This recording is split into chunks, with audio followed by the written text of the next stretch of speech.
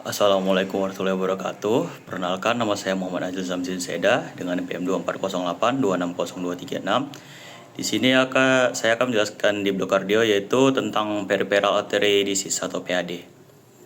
Nah, PAD sendiri itu adalah penyakit akibat aterosklerosis pada arteri perifer, terutama pada ekstremitas bawah, yang menyebabkan penyempitan atau oklusi arteri sehingga perfusi jaringan menurun. PAD sendiri merupakan manifestasi dari aterosklerosis sistemik, sehingga pasien juga berisiko tinggi mengalami seperti penyakit jantung koroner, stroke, dan infark miokard.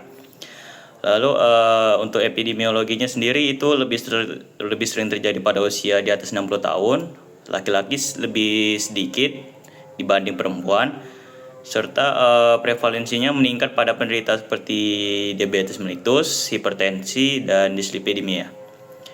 Untuk penyebab terseringnya sendiri itu aterosklerosis. Untuk penyebab lainnya itu ada tromboangiolitis obliteran, vaskulitis, serta emboli. Untuk faktor resikonya ada dua, dia ada yang dapat dimodifikasi dan tidak dapat dimodifikasi. Nah, untuk yang dapat dimodifikasi itu bisa merokok, diabetes, hipertensi, dan yang lain-lain.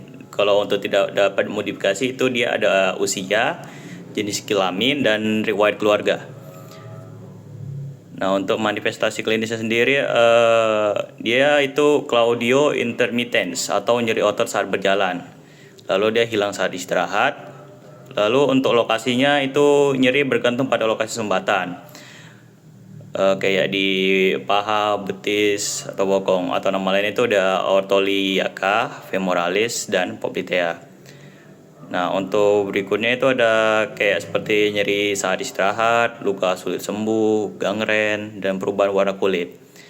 Nah, untuk pemeriksaan fisik sendiri, untuk infeksi dia ada kulit pucat, atrofi, ulkus, dan gangren. Untuk palpasinya sendiri dia ada kulit dingin serta pulsasinya melemah.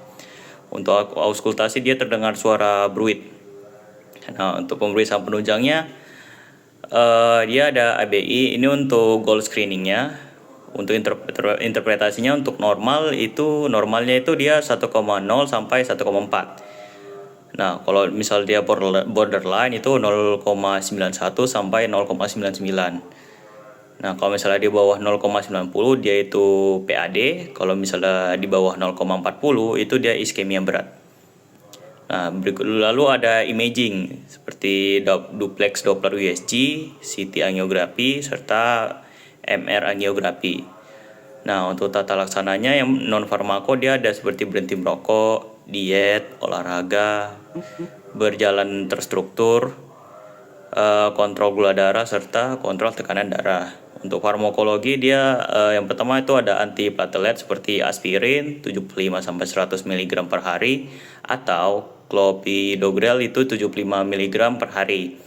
Lalu ada statin, itu seperti itu contohnya ada atorvastatin yaitu 40 sampai 80 mg.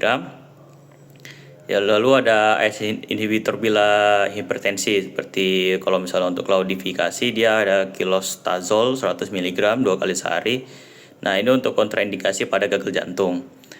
Lalu ada revaskularisasi, indikasinya itu misalnya kalau di kardio berat, critical limb ischemia, serta gangren. Pilihannya itu ada angioplasti, stent, serta bypass. Untuk komplikasinya sendiri ada critical limb ischemia, gangren, amputasi, stroke, dan infark miokard. Nah, untuk prognosisnya sendiri itu dipengaruhi oleh beberapa hal seperti kontrol faktor risiko, kepatuhan terapi, serta derajat aterosklerosis. Mungkin itu saja dari saya. Wassalamualaikum warahmatullahi wabarakatuh.